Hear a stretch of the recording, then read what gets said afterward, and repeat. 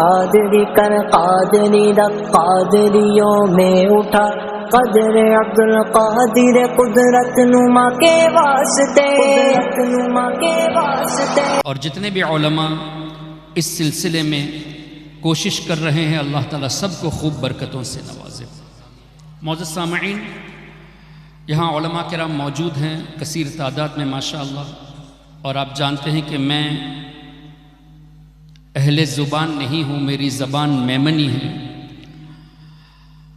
اور میں ہندوستان کا بھی نہیں ہوں، اگرچہ آبائی وطن ہندوستان ہے، پیدائش ہماری سری لنکا میں ہے، تو اردو بول چال میں میری گفتگو میں کچھ خامی نظر آ سکتی ہے، تو آپ حضرات سے گزارش ہے کہ اس کو درگزر کر دینا، اور بالخصوص علماء کرام سے گزارش ہے کہ گفتگو میں کوئی قابل اصلاح بات نظر آئے تو ضرور اصلاح بھی فرما دیں۔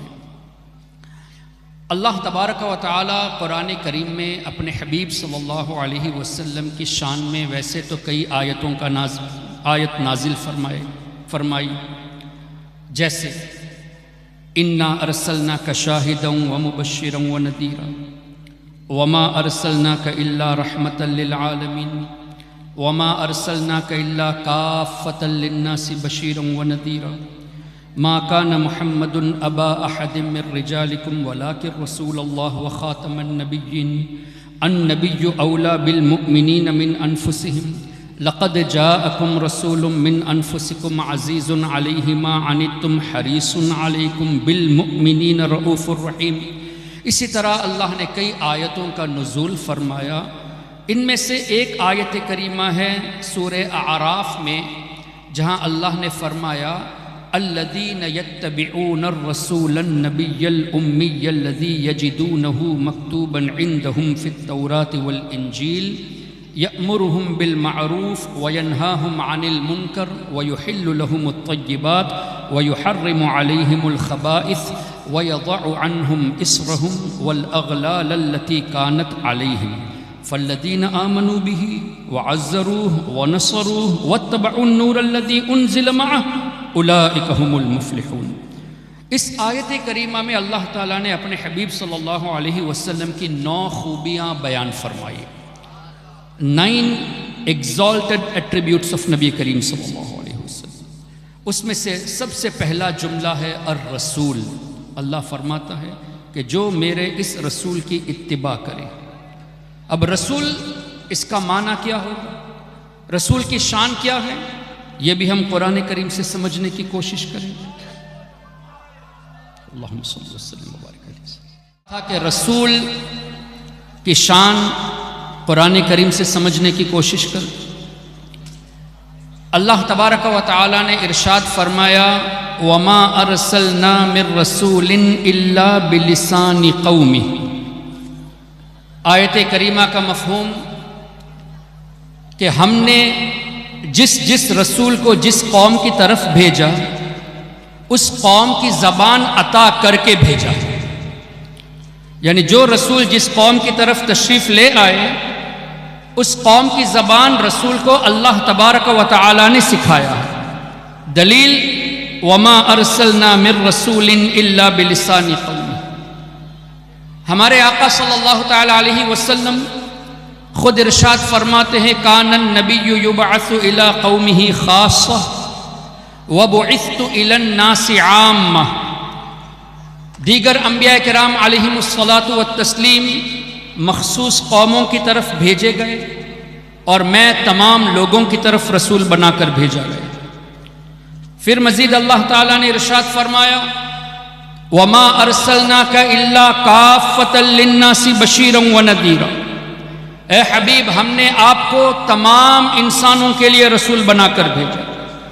تب انسانوں کے درمیان جتنی زبانیں بولی جاتی ہیں ان سب زبان کا علم اللہ نے ہمارے آقا صلی اللہ علیہ وسلم کو عطا فرمایا۔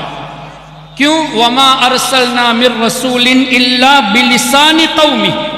تو اب انسان جو حضور علیہ الصلوۃ والسلام کی امت میں سے ہے، یہاں آپ بنگالی بولتے ہیں، اردو بولتے ہیں، ہندی بولتے ہیں، کیرلا میں ملیالی بولی جاتی ہے، چنئی میں تمل بولی جاتی ہے، حیدرآباد میں الگ زبان، سری لنکا میں تمل، سنگھالی، انگلش، چائنا میں چائنیز، مینڈرن، اورینٹل، فرانس میں فرینچ، اسپین میں اسپینش، الگ الگ جگہوں پہ الگ الگ زبانیں بولی جاتی ہیں. تو اس کا مطلب یہ ہے کہ جتنی بھی زبانیں بولی جاتی ہے ان سب کا علم ہمارے آقا صلی اللہ علیہ وسلم کو اللہ نے عطا فرمایا ہے. اور پھر مزید ہمارے آقا صلی اللہ علیہ وسلم نے یہ بھی ارشاد فرمایا ارسلت الی الخلق کافہ، میں تمام مخلوق کی طرف رسول بنا کر بھیجا گیا. اور قرآن کریم میں اللہ نے ارشاد فرمایا تبارک الذی نزل الفرقان علی عبدہ لیکون للعالمین نذیرا، ہم نے ہمارے رسول کو پورے عالمین کے لیے نذیر رسول بنا کر بھیجا ہے. تو جب ہمارے آقا صلی اللہ علیہ وسلم عالمین کے لیے رسول ہیں تو عالمین میں صرف انسان نہیں ہیں، جنات بھی ہیں، فرشتے بھی ہیں، جانور بھی ہیں، پرندے بھی ہیں. تو جب تمام مخلوق کی طرف رسول ہیں تو پوری مخلوق کی زبان ہمارے آقا صلی اللہ علیہ وسلم جان رہے ہیں. پھر مزید اللہ کے رسول صلی اللہ علیہ وسلم نے خود ارشاد فرمایا کہ اللہ تبارک و تعالی نے مجھے یہ خوبیاں عطا فرمائی. بخاری مسلم دیکھ لیجئے کیسے کیسے الفاظوں سے حضور علیہ الصلوۃ نے خود اپنی شان بیان فرمائی. اب آئیے انبیاء کرام کے تعلق سے اللہ تبارک و تعالی نے اور وضاحت فرما دی. حضرت آدم علیہ السلام کی بات آئی تو قرآن میں کہیں آپ کو یہ نہیں ملے گا کہ آدم علیہ السلام کو ان کے بیٹوں نے علم سکھایا، بلکہ قرآن کریم میں ہے وَعَلَّمَ آدَمَ الْأَسْمَاءَ كُلَّهَا، اللہ تعالیٰ نے حضرت آدم علیہ السلام کو تمام اشیاء، تمام چیزوں کے نام سکھا دیے. دنیا میں جتنی بھی چیز بننے والی، جو بننے والی اور آگے بننے والی، جو بن چکی، جو بننے والی ہے، تمام چیزوں کے اسماء مفسرون فرماتے ہیں کہ عربی میں نہیں، عبرانی میں صرف نہیں، بلکہ اللہ تعالیٰ نے جتنی زبانیں بنائی ہے ان تمام زبانوں میں ان اشیاء کے نام سکھا دیے ہیں. اور تفسیر خازن یا روح البیان میں غالباً لکھا ہے کہ اللہ تعالیٰ نے حضرت آدم علیہ السلام کو 7 لاکھ زبانیں عطا فرمائی. تو سکھایا کس نے نبی کو؟ رب تبارک و تعالیٰ نے. حضرت سلیمان علیہ السلام کی بات آئی تو اللہ نے فرمایا فَفَهَّمْنَاهَا سلیمان، ہم نے حضرت سلیمان علیہ السلام کو حکمت عطا کی، فہم عطا کیا. اور مزید حضرت سلیمان اور حضرت داؤد علیہ السلام کی بات آئی تو اللہ نے فرمایا وَلَقَدْ آتَيْنَا دَاوُودَ وَسُلَيْمَانَ عِلْمًا، ہم نے داؤد علیہ السلام کو علم عطا کیا، ہم نے سلیمان علیہ السلام کو علم عطا کیا. حضرت خضر علیہ السلام کی بات آئی وَعَلَّمْنَاهُ مِن لَّدُنَّا عِلْمًا، ہم نے ہماری طرف سے خضر علیہ السلام کو علم عطا کیا. تمام نبیوں کی جب بات آتی ہے تو کہیں آپ کو یہ نہیں ملے گا کہ نبی اپنے امت سے سیکھے ہیں، بلکہ اللہ تبارک و تعالی حضور علیہ السلام اور ان کے صدقے میں تمام انبیاء کو سکھانے والا ہے. پھر مزید اللہ تبارک و تعالی نے ارشاد فرمایا وَعُلِّمْنَا مَنْطِقَ الطَّيْرِ، سلیمان علیہ السلام کو، داؤد علیہ السلام کو اللہ نے یہ خوبیاں بھی عطا فرمائی کہ پرندوں کی زبان اللہ نے انہیں سکھایا. یہاں تک کہ سورہ ہود میں غالباً وَمَا مِن دَابَّةٍ فِي الْأَرْضِ إِلَّا عَلَى اللَّهِ رِزْقُهَا، 12ویں پارے کی پہلی آیت. اللہ تعالیٰ ارشاد فرماتا ہے جس کا مفہوم یہ کہ جتنے بھی جاندار زمین میں ہیں ان سب کی روزی کا ذمہ اللہ نے اپنے ذمہ کرم میں لے لیا، سب کو اللہ روزی عطا فرماتا ہے. اس آیت کریمہ کی تفسیر اٹھا کر دیکھ لیجئے. مفسرون فرماتے ہیں کہ ایک مرتبہ سیدنا نبی موسیٰ علیہ السلام نے ایک خوبصورت پتھر کو دیکھا. اللہ تعالیٰ کا ارشاد ہوا اپنے عصا مبارک سے پتھر کو ماریے. انہوں نے پتھر پہ مارا، کریک ہو گیا، 2 ٹکڑے ہو گئے، اس کے اندر ایک پتھر موجود تھا. پھر اللہ کا حکم ہوا اس پتھر پہ بھی عصا مارا جائے. انہوں نے مارا، وہ بھی کریک ہوا، اس کے اندر ایک اور پتھر. اب کتنے پتھر ہوئے؟ ایک پتھر کے اندر دوسرا پتھر، اس کے اندر تیسرا پتھر. اس کو بھی مارا گیا، وہ بھی کریک ہوا. اس کے اندر ایک کیڑا موجود تھا اور کیڑے کے منہ میں روزی بھی تھی. پتھر کے اندر پتھر، اس کے اندر پتھر، اس کے اندر کیڑا، اور کیڑے کو اللہ نے روزی بھی عطا فرمائی، سبحان اللہ۔ اور حضرت موسیٰ علیہ السلام فرماتے ہیں کہ اس کیڑے نے اس طرح کہا، سبحان من یرانی، پاک ہے وہ ذات جو مجھے دیکھ رہا، وَيَسْمَعُ کلامی، جو میرے کلام کو سن رہا ہے، جو مجھے روزی عطا فرماتا ہے۔ حدیث پاک کا مفہوم کیا پتا چلا؟ کیڑے کی زبان حضرت موسیٰ علیہ السلام جان رہے ہیں اور سمجھ بھی رہے ہیں۔ اسی طرح نبی پاک صلی اللہ علیہ وسلم ایک موقع پہ ایک صحابی کے ساتھ تشریف لے گئے تھے، کہیں ایک نابینا پرندے کو دیکھا، اپنی زبان میں کچھ بول رہا تھا۔ اللہ کے رسول صلی اللہ علیہ وسلم نے اپنے صحابی سے اس طرح پوچھا کہ تم جانتے ہو یہ پرندہ کیا کہہ رہا ہے؟ صحابہ کرام کی عادت کریمہ، حضور علیہ السلام جب کچھ سوال فرماتے تو وہ اس طرح جواب دیتے، واللہ اعلم ورسولہ اعلم، اللہ بہتر جانے، اللہ کی عطا سے اس کے رسول بہتر جانے۔ بخاری شریف میں بھی آپ کو یہ الفاظ مل جائیں گے، واللہ اعلم ورسولہ اعلم۔ حضور علیہ السلام نے اس طرح ارشاد فرمایا کہ یہ پرندہ کہہ رہا ہے کہ اے اللہ تو نے مجھے نابینا بنایا ہے، اے اللہ مجھے بھوک لگی ہے، روزی کا انتظام فرما دے۔ تھوڑی دیر نہ ہوئی، ایک کیڑا اس پرندے کے منہ کے قریب آیا، اس نے اس کو کھا لیا۔ پھر حضور علیہ السلام نے پوچھا یہ پرندہ کچھ کہہ رہا ہے، کیا کہہ رہا تھا؟ اگین صحابی رسول نے اس طرح فرمایا، اللہ بہتر جانے اور اللہ کی عطا سے اس کا رسول بہتر جانے۔ حضور علیہ السلام نے فرمایا کہ یہ پرندہ اللہ کا شکر ادا کر رہا ہے۔ اس طرح کے مفہوم والی احادیث کیا پتا چلا؟ ہمارے آقا صلی اللہ علیہ وسلم پرندے کی زبان کو بھی جانتے ہیں۔ اب جب پوری کائنات کے لیے رسول ہے تو کائنات میں جتنی مخلوق ہے سب کی زبان اللہ تبارک و تعالی نے اپنے حبیب صلی اللہ علیہ وسلم کو سکھا دیا، اور اتنا سکھا دیا کہ اللہ تعالیٰ نے ارشاد فرمایا، الرحمن علم القرآن خلق الانسان علمہ البیان۔ علماء کرام موجود ہے، علمہ البیان کی تفاسیر اٹھا کر دیکھ لیجئے، چاہے تفسیر طبری ہو، چاہے تفسیر بیضاوی ہو، چاہے تفسیر نصفی ہو، چاہے تفسیر بغوی، چاہے تفسیر خازن ہو، تمام تفاسیر کا نچوڑ دیکھ لیجئے۔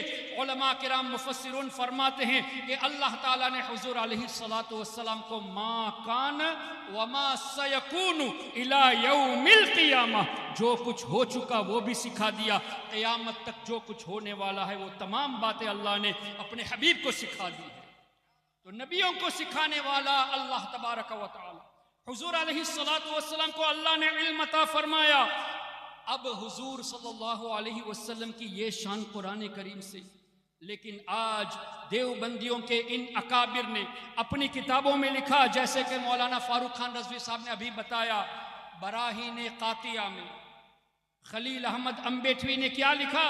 معاذ اللہ رب العالمین، حضور علیہ السلام کے علم کو اگر ثابت کرنے جاؤ گے تو یہ ایمان کا حصہ نہیں بلکہ شرک، اور شیطان کا علم حضور علیہ السلام سے بھی زیادہ ہے۔ مجھے بتائیے، ہمارے آقا صلی اللہ علیہ وسلم کے بارے میں آیتیں موجود ہیں، وَعَلَّمَكَ مَا لَمْ تَكُنْ تَعْلَمْ، اے حبیب ہم نے آپ کو وہ تمام چیزیں سکھا دی جو آپ نہیں جانتے تھے۔ اس آیت کی تفسیر اٹھا لیجئے، اگین ٹیک تفسیر طبری، تفسیر نصفی، تفسیر بیضاوی، تمام بڑی بڑی تفاسیر کو اٹھا لیجئے۔ اس آیت کریمہ کی تفسیر میں مفسرون فرماتے ہیں، علم علم الاولین والآخرین، اللہ نے حضور علیہ السلام کو اولین کا علم بھی سکھا دیا، آخرین کا علم بھی سکھا دیا۔ اور آگے مفسرون فرماتے ہیں کہ اللہ نے حضور علیہ السلام کو منافقین کے مکر کو بھی بتا دیا کہ منافقین ایسے ایسے مکر کرتے ہیں۔ اور آگے لکھتے ہیں مفسرون، وَضَمَائِرُ الْقُلُوبِ، لوگوں کے دلوں میں کیا ہے وہ بھی اللہ نے حضور علیہ السلام کو بتا دیا۔ اب مفسرون کا یہ عقیدہ قرآن کریم کی تفسیر سے پتا چلا کہ حضور علیہ السلام کو اللہ تعالیٰ نے تمام چیزیں سکھا دی جو ہونے والی ہے، جو ہو چکی ہے، یہاں تک کہ آپ کے دل میں کیا ہے، میرے دل میں کیا ہے وہ بھی حضور جانتے ہیں۔ لیکن کیا شیطان کے بارے میں یہ آیت اس طرح آئی ہے وَعَلَّمَ شیطان الاسماء کلہا؟ نہیں، وَعَلَّمَ آدم الاسماء کلہا ہے، وَعَلَّمَكَ ہے، وَعَلَّمَ الشیطان ما لم تکن تعلم نہیں ہے۔ اس طرح کی آیتیں شیطان کے تعلق سے نہیں ہے بلکہ حضور علیہ السلام کے تعلق سے ہے۔ لیکن براہین قاطعہ میں خلیل احمد امبیٹوی نے لکھا شیطان کا علم حضور کے علم سے زیادہ ہے، اور اتنی بے وقوفی کر دی، اتنی شرارت کر دی کہ یہ بھی لکھتا ہے کہ حضور کا علم ثابت کرنے جاؤ گے تو مشرک ہو جاؤ گے، یہ ایمان کا حصہ نہیں۔ مجھے بتائیے محترم حضرات، شرک کا مطلب کیا ہوا؟ اللہ تعالیٰ کی ذات یا صفات میں کسی کو شریک ٹھہرانا۔ اب شیطان کا علم ثابت کرو، چونکہ تمہارے حساب سے نص سے ثابت ہے اور حضور سے زیادہ ہے، تو شیطان کا علم ثابت کرنا شرک نہیں، حضور کا علم ثابت کرنا شرک۔ مطلب اے وہابیو، اے دیوبندیو، تم شیطان کو اللہ کے برابر مان لیتے ہو۔ اگر حضور کے علم کو ثابت کرنا شرک ہے تو شیطان کے علم کو ثابت کرنا بھی شرک ہوگا۔ اگر یہ شرک نہیں ہے تو تم نے شیطان کو اللہ کے برابر کر دیا۔ یہ ہے ان کی جہالت، اور یہ آج بھی ان کی کتابوں سے چھپ رہی ہے۔ اور جب ان سے پوچھا جاتا ہے تو یہ بھی جواب دیتے ہیں کہ ہمارے بزرگوں نے جان بوجھ کر نہیں لکھا، ان سے غلطی ہو گئی۔ اگر تم اس بات کو مانتے ہو کہ انہوں نے جان بوجھ کر نہیں لکھا تو آج وہ کتابیں چھاپ کیوں رہے؟ اس کتاب کا چھاپنا بند کر دو۔ اچھا، پھر تم کہتے ہو کہ حضور علیہ السلام کو علم غیب نہیں ہے۔ تمہارے پاس یہ غیب کا علم کہاں سے آ گیا کہ براہین قاطعہ لکھنے والے قاسم نانوتوی کی نیت یہ نہیں تھی؟ یہ تمہیں کیسے پتا چل گیا؟ تم تو حضور کے علم کا انکار کرتے ہو اور یہ بھی کہتے کہ ان کا ارادہ ایسا نہیں تھا۔ اس کا مطلب یہ ہے کہ یہ صرف جسٹیفائی کرتے ہیں اور لوگوں کو گمراہ کرنے کی کوشش کرتے ہیں۔ اسی طرح اللہ کے رسول صلی اللہ تعالیٰ علیہ وسلم کے بارے میں اللہ تعالیٰ نے ارشاد فرمایا، بہت واضح آیت سورہ توبہ کے آخر میں، لَقَدْ جَاءَكُمْ رَسُولٌ مِّنْ أَنفُسِكُمْ عَزِيزٌ عَلَيْهِ مَا عَنِتُّمْ حَرِيصٌ عَلَيْكُمْ بِالْمُؤْمِنِينَ کیا ہے؟ رؤوف الرحیم، بالمؤمنین رؤوف الرحیم۔ نص قرآن، رب فرماتا ہے مومنین کے لیے میرا رسول رؤوف بھی ہے، رحیم بھی ہے، مومن کے لیے مہربان ہے۔ اب مجھے بتائیے، الحمدللہ ہم سب مومن ہیں کہ نہیں؟ اللہ اور اس کے رسول پر ایمان لائے تو ہم بھی مسلمان۔ جب ہم مسلمان ہیں تو الحمدللہ آج بھی ہمارے آقا اللہ کی عطا سے ہم پر مہربان ہیں، آج بھی رؤوف ہیں، آج بھی رحیم ہیں۔ اے دیوبندیو، تم اس بات کو نہیں مانتے، ہم تم سے جھگڑا ہی کیوں کریں؟ قرآن میں اللہ نے بالمؤمنین رؤوف الرحیم فرمایا، مومنین کے لیے مہربان ہے۔ اگر اپنے کو مومن مانتے ہو تو حضور کو آج بھی رحمت مانو، اور اگر حضور کو آج رؤوف و رحیم نہیں مانتے تو تمہارا problem. You do not consider yourself to be believers، تم اپنے کو مومن نہیں مانتے، یہ تمہارا پرابلم ہے۔ اور اسی طرح رب نے فرمایا، النبی اولا بالمؤمنین من انفسہم، میرا نبی مومنین کی اپنی جانوں سے زیادہ قریب ہے۔ تو جب حضور مومن کی جان سے زیادہ قریب ہے، ہم مومن ہیں، تو حضور آج بھی ہم سے قریب ہے، اتنے قریب ہے کہ ہماری جان سے زیادہ قریب ہے۔ اے نجدیو، اے دیوبندیو، تم حضور علیہ السلام کے تعلق سے یہ عقیدہ رکھتے ہو معاذ اللہ، جیسا کہ اسماعیل دہلوی نے لکھا کہ حضور علیہ السلام معاذ اللہ مر کر مٹی میں مل گئے۔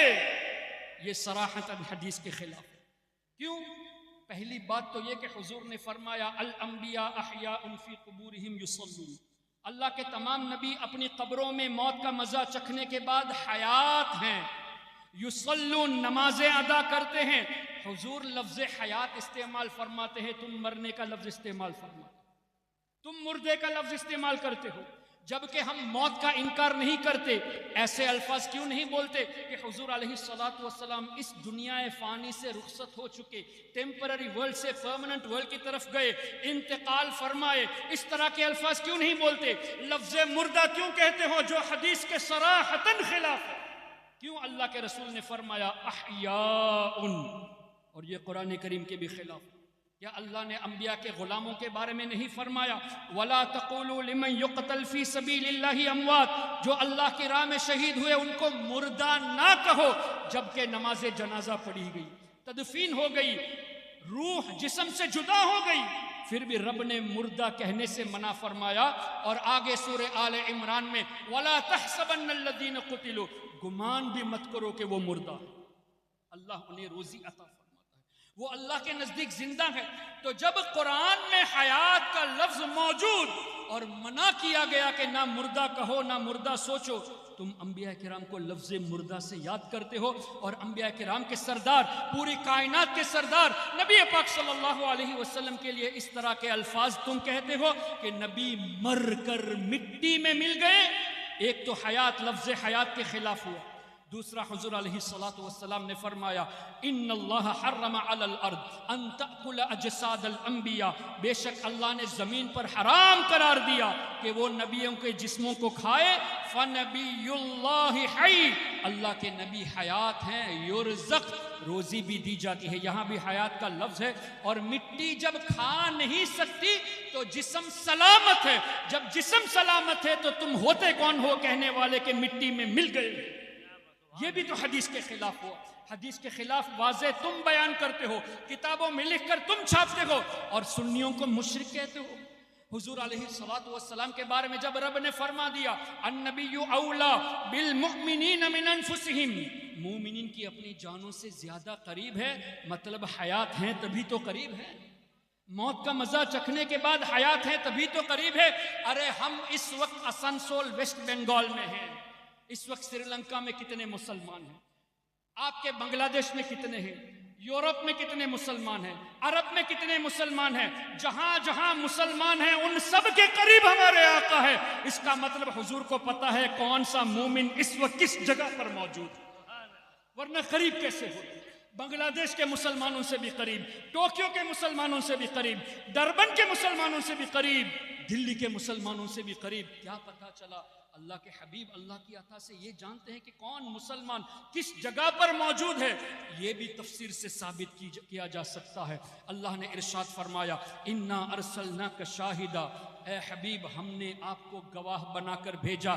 لیکن اعلیٰ حضرت پر قربان جائے، اعلیٰ حضرت نے اس کا ترجمہ فرمایا اے میرے نبی ہم نے آپ کو حاضر و ناظر بنا کر بھیجا.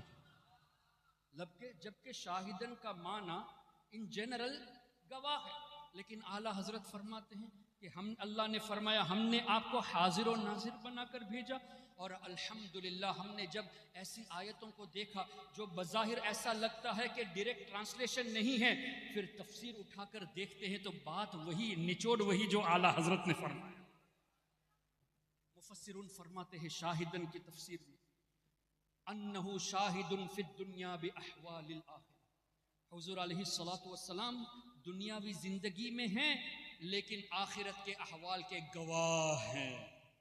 یہاں تک کہ جنت کے بھی گواہ، جہنم کے بھی گواہ ہے.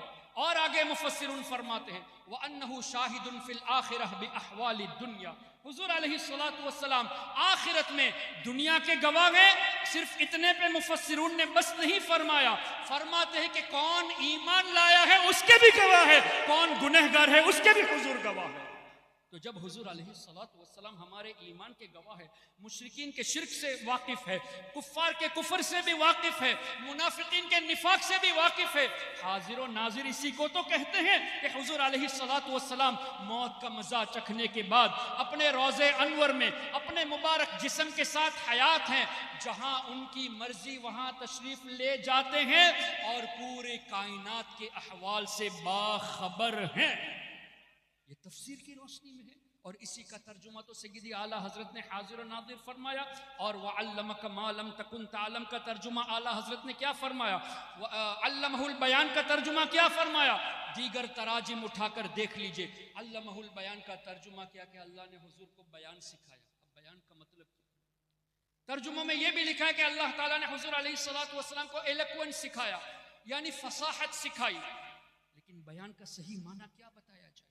اعلیٰ حضرت نے اس کا ترجمہ فرمایا علمہ البیان کہ اللہ نے آپ کو ما کان وما یکون کا علم سکھایا.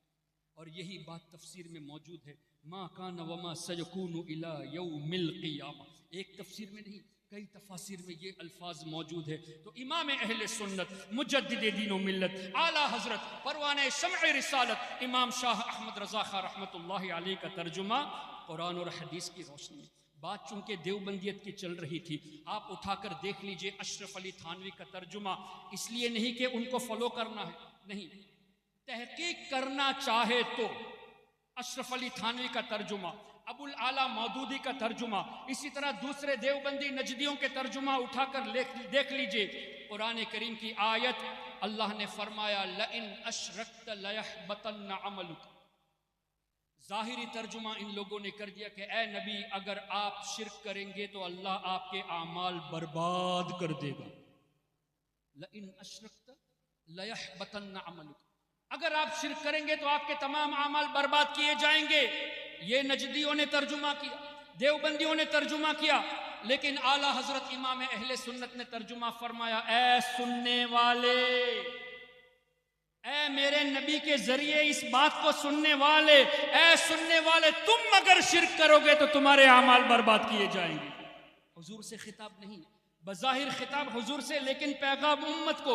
اس آیت کی ترجمے میں اعلیٰ حضرت نے یہ جو اے سننے والے فرمایا اپنی طرف سے نہیں، بلکہ مفسرون نے فرمایا ایھا السامع، اے سننے والے کے لفظ یہ تفسیر میں موجود ہے۔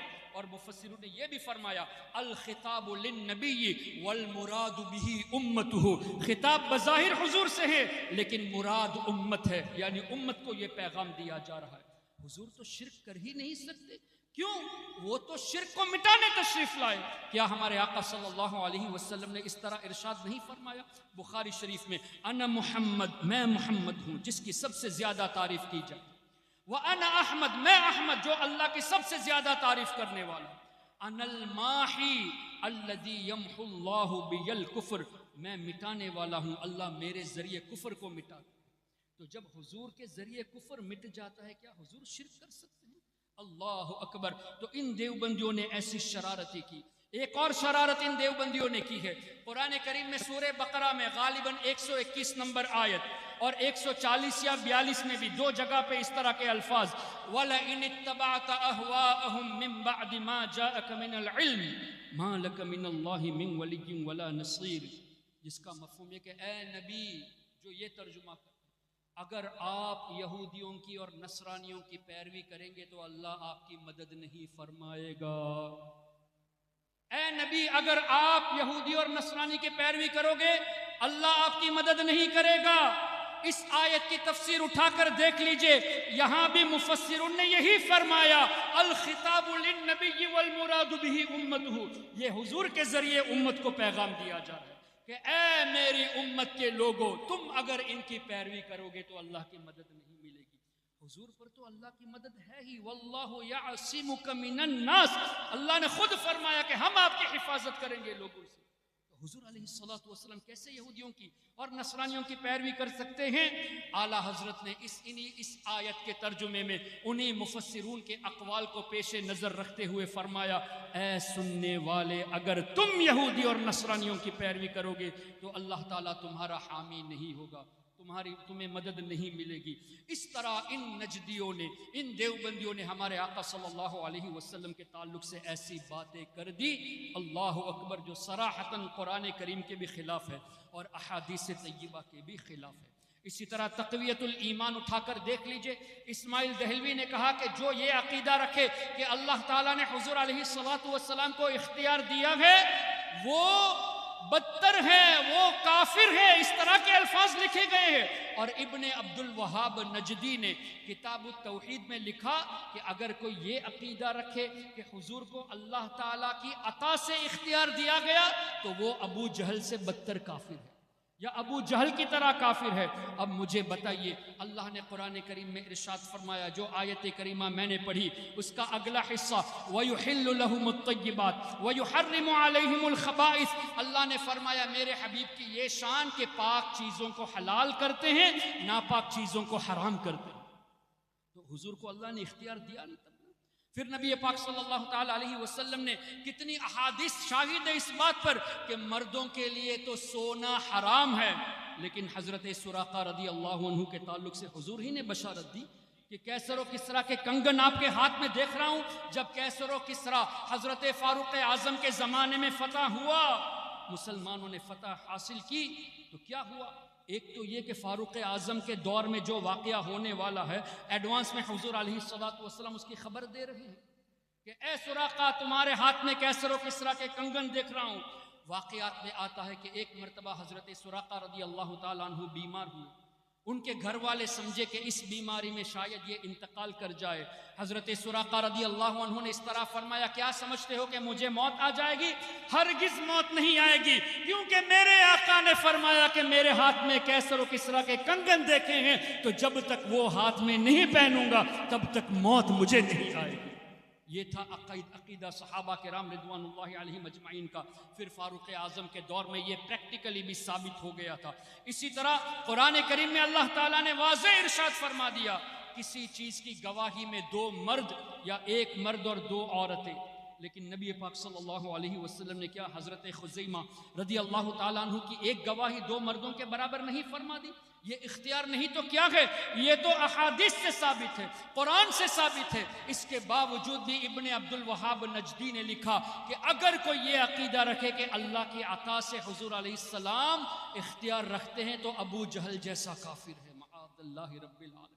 قرآن اور حدیث کا دعویٰ کرنے والے قرآن اور حدیث کے خلاف آپ کے نوجوانوں کے ذہنوں میں باتیں ڈال کر آپ کے نوجوانوں کے عقائد کو خراب کرتے ہیں، گمراہیت کی طرف لے جاتے ہیں اور رفتہ رفتہ کفر کی طرف لے جاتے ہیں. اسی طرح جب اللہ نے ارشاد فرما دیا انا ارسلنا شاہدہ، کیا اللہ تعالیٰ اپنے اس وعدے میں سچا نہیں ہے کہ اے حبیب ہم نے آپ کو شاہد بنا کر بھیجا؟ جب اللہ نے فرما دیا اے حبیب ہم نے آپ کو عالمین کے لیے رحمت بنا کر بھیجا، تو کیا اللہ تعالیٰ سچ نہیں بولتا؟ اللہ نے فرما دیا اے حبیب صلی اللہ علیہ وسلم ہم نے آپ کو یہ خوبی عطا کی، یہ خوبی عطا کی، انا اعطیناک الکوثر ورفعنا لک ذکرک ولسوف یعطیک ربک فترضی. یہ سب بشارتیں جو اللہ نے دی، حضور کی شان جو بیان فرمائی، کیا یہ سچ نہیں ہے؟ لیکن کیا ہے، دیوبندیوں نے اپنی کتاب میں جیسے فتاوی رشیدیہ میں رشید احمد گنگوہی نے کہا کہ اللہ تعالیٰ یہ صرف نہیں کہ جھوٹ بولنے پر قادر بلکہ وعدہ خلافی پر بھی اللہ تعالیٰ قدرت رکھتا ہے. وعدے خلف وعید پر بھی اللہ تعالیٰ قادر ہے، یعنی وعدے کے خلاف بھی اللہ تعالیٰ کر سکتا ہے. جب اس پر ہنگامہ ہوا تو خلیل احمد امبیٹھی نے براہین قاطعہ میں اس کو جسٹیفائی کر کے جھوٹ بولا. کیا جھوٹ بولا؟ کہ یہ کذب کا جو مسئلہ ہے، اللہ تعالیٰ کے تعلق سے جھوٹ بولنے کا مسئلہ ہے، یہ کوئی جدید نیا مسئلہ نہیں ہے. اکابر علماء میں اس پر اختلاف تھا، متقدمین میں اختلاف تھا، لیکن کسی ایک متقدمین میں سے کسی کا نام پیش نہیں.